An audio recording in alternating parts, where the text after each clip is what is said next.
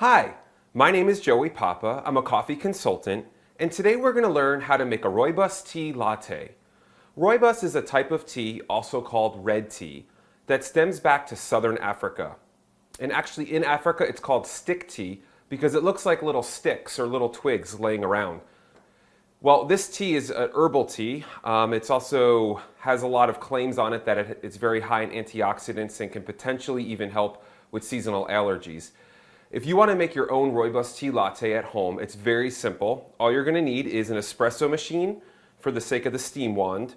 You're going to need some cold milk right out of the refrigerator.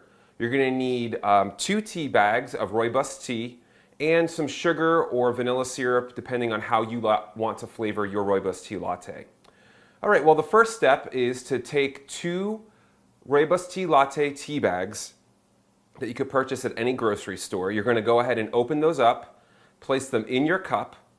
After they're in your cup, you're going to add boiling water only halfway up the cup. You don't want to fill the cup the entire way because what we're trying to do is make a tea concentrate.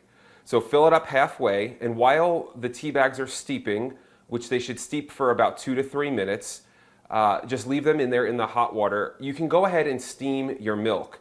Now again, you can use any milk that you want. You can use low fat, you could use whole milk, soy milk, whatever you prefer.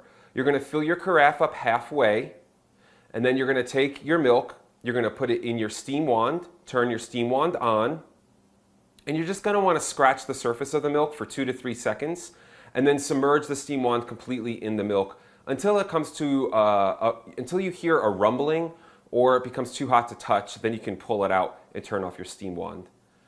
Once you're done steaming your milk, you can remove your tea bags, squeeze them out and discard of them, and then you can add your hot steamed milk to your Rooibos tea concentrate.